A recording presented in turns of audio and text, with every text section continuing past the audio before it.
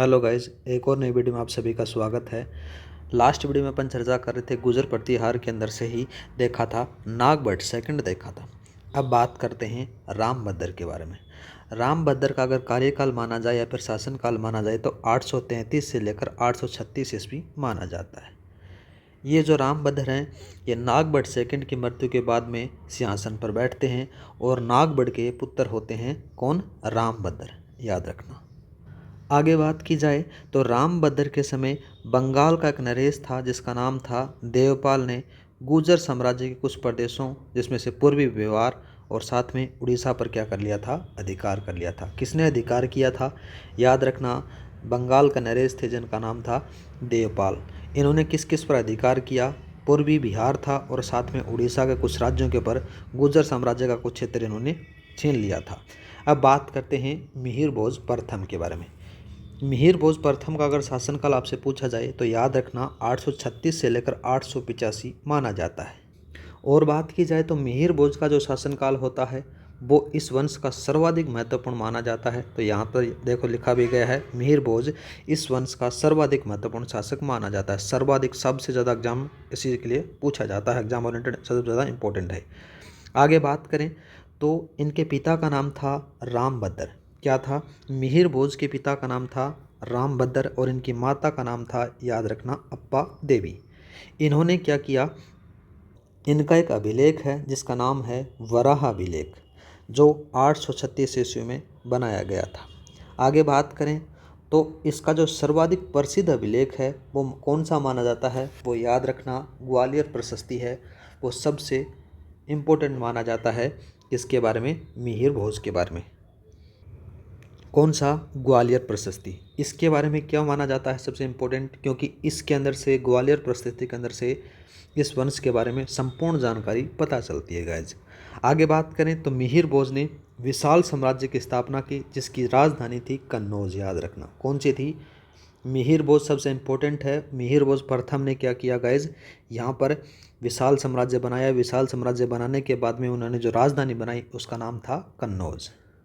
आगे बात करें तो ग्वालियर प्रशस्ति या फिर ग्वालियर अभिलेख के अंदर से इनको एक उपाधि मिलती है जिसका नाम था आदिवरा की उपाधि दी जाती है।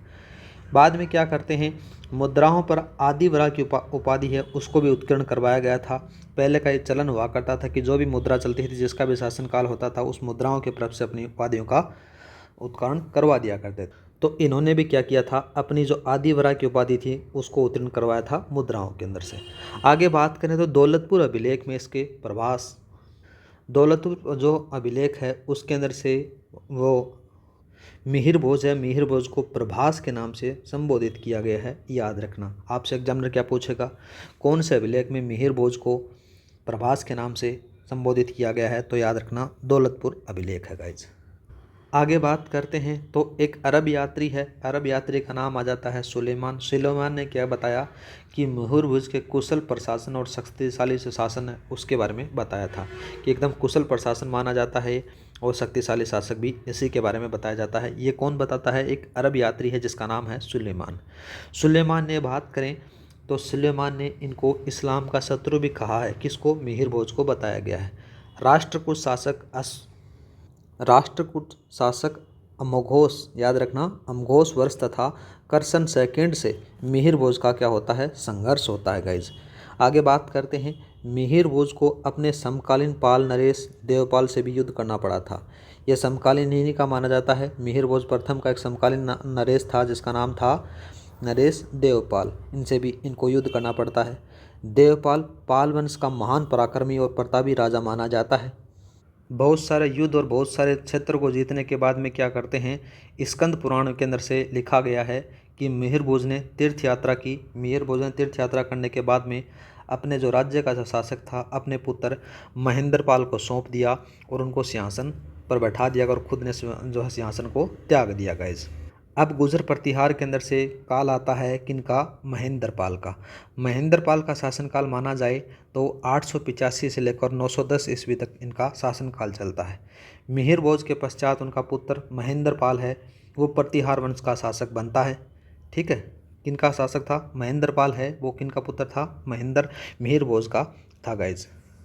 महेंद्रपाल है, महेंद्रपाल का एक राजकवि रहता है जिसका नाम था राजशेखर। राजशेखर के द्वारा इनको रघुकुल चूड़ामणि, याद रखना कौन कौन सी उपाधियाँ दी गई थी, रघुकुल चूड़ामणि, निर्भय राज और निर्भय नरेंद्र आदि उपनामों से बुलाया करते थे। ये 3 नाम थे, याद रखना कि इनको पुकारा करते थे महेंद्रपाल को। और कौन पुकारा करते थे, इन्हीं के महेंद्रपाल के एक राजकवि थे जिनका नाम था राजशेखर। आगे बात करें तो जो महेंद्रपाल थी, महेंद्रपाल के माता का नाम क्या था, तो याद रखना चंद्रा भट्टारिका इनकी माता का नाम था गाइज। आगे बात करते हैं महेंद्रपाल की उपाधियों के बारे में।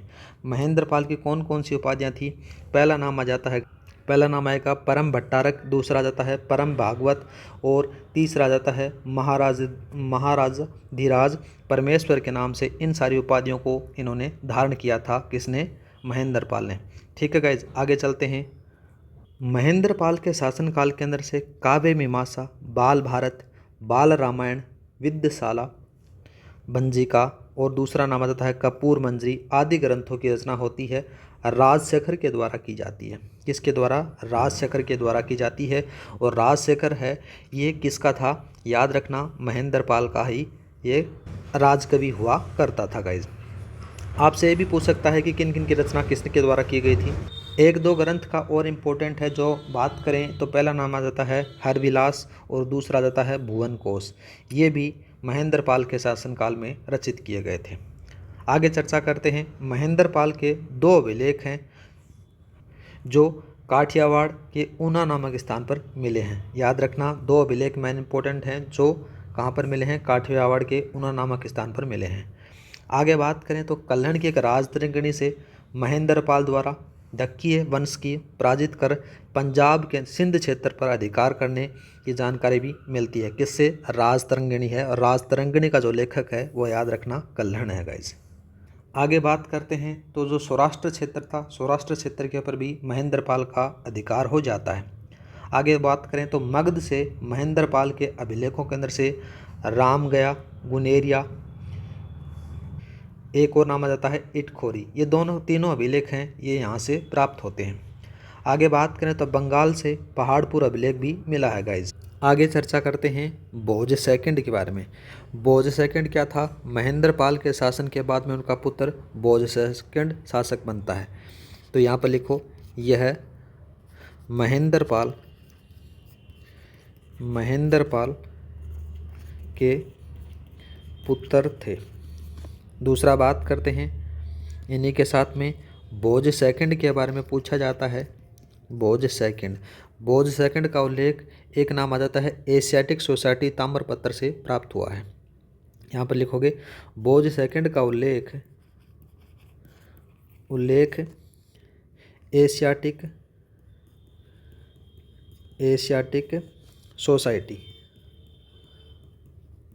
सोसाइटी से प्राप्त हुआ है।